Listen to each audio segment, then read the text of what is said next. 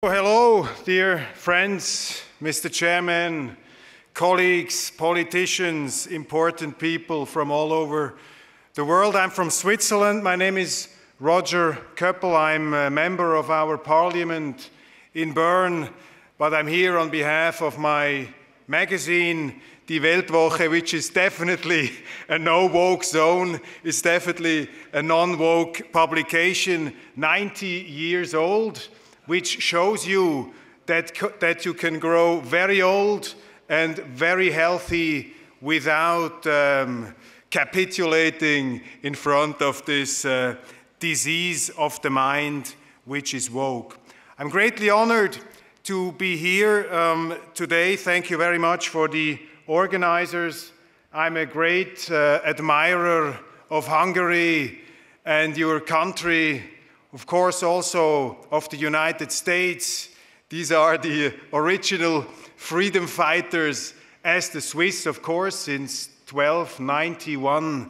We have pushed out the Austrians. No offense, today we live on very good terms.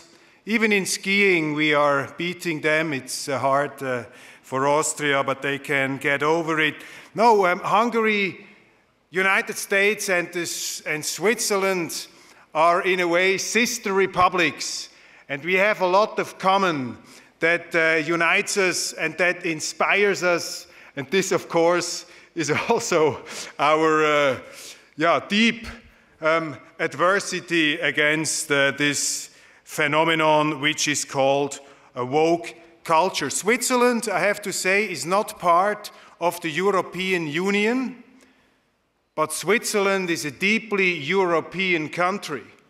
And I would say that Switzerland, in many respects, is much more European than the European Union. And I would say, as a fierce defender of Swiss independence, I would say, as soon as the European Union becomes more European, there is a slight chance that even Switzerland one day might join the European Union. But in the European Union, you have too much uniformity of thinking. You have too much top-down politics. You have no respect for different cultures, different traditions, different historical experiences. And this is something that we Swiss have in our genes, you can say, or in our institutions. We are a very diverse country, built bottom up and not top down. And this is the great danger, because for me, Europe is the continent of true diversity, with so many fascinating countries cooperating together, of course, also warring against each other with traumatizing, terrible experiences. But come on, I believe in progress. I believe that this history of warfare and dominance and colonialism has somehow lost its touch with the people. And this is the most important point I want to make in my short presentation today. What we discuss here, woke, is definitely not a disease of the people. It's a disease of the elites. It's a disease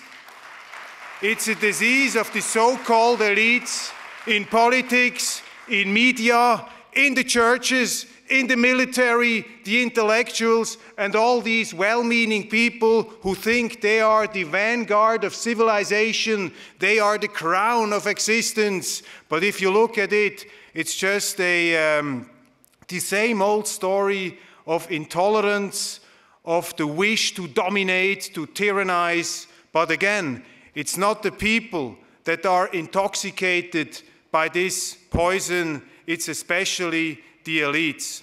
And Mr. President Orban, he said that woke is a man-made virus created not in Wuhan, but created in Brussels. Well, that might be true, but I tell you, this woke virus has different names, and it is among us since many, many years. The same mentality you have seen in antiquity when the Romans crucified their opponents on the roads.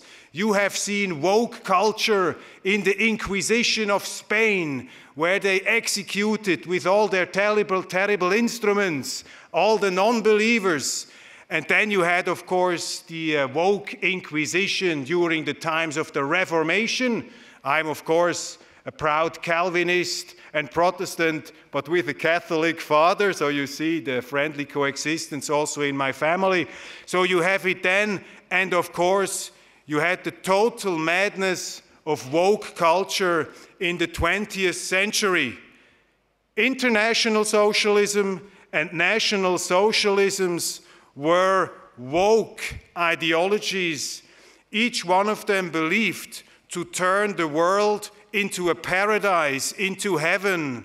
The socialists thought they will turn the world into a paradise of just one class and love, peace, and happiness. And the Nazis believed they could turn the world into a paradise of just one race of peace, love, and happiness. And we all know how this came out. The attempt to create heaven on earth will always produce the most terrible of hells. And this is the danger of this woke culture. But I want to say an optimistic thing here. This woke virus is the result of decadence, and it's the result of easy money, and it's the result of people at the top of our governments and in our media and in our institutions. The schools have been mentioned, the church could be mentioned too. And these people have lost their minds. These people have temporarily lost their touch with reality. And therefore, woke means also warfare against reality in each sense, in each meaning of the world. And we as conservatives, we should bring back the sense of realism. We should bring back reality, not only in schools, not only in domestic politics, but also in foreign politics. Ladies and gentlemen, I just came in now from Zurich.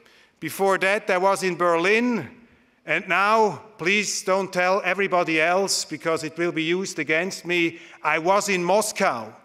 Because, ladies and gentlemen, I believe in the power of conversation. I believe in the power of understanding fascinating, different cultures and civilizations. I'm not into this new absurd version of the Cold War that now these woke people are trying to construct on this earth. Of course there are conflicts, of course there are terrible wars, but we should not turn these conflicts and these wars into religious warfare, into crusades, which will create only the bad, only evil, destruction, death, and the end of the way of life that we have so hard and our ancestors have so hard worked for. Therefore, dear friends, I urge you as conservatives, fight this woke culture with supreme confidence. And you know, negativity will never prevail. I've studied Hegel at university. Nobody is perfect. But one thing was very important. Hegel, even the old Hegel said, positivity will prevail. The negative forces are not here to stay, but without our resistance, without our oppositions, they will not come about. And therefore, one very last thought, I'm not so much concerned about woke leftists. That's too cheap for me, the Greens and the lefts. They have always been woke. What concerns me more are the woke conservatives, the neoconservatives, the new crusaders who take up this wrong left philosophy and try to put it into the mainstream of conservatism. And therefore, my dear friends, be aware not only of the woke guys on the left, but also for the woke guys on the right side. And if you do that, I'm sure the positive future will come about much sooner. So I used my time. Thank you very much. Have a great day and a lot of inspiring talks. Thank you. Bye.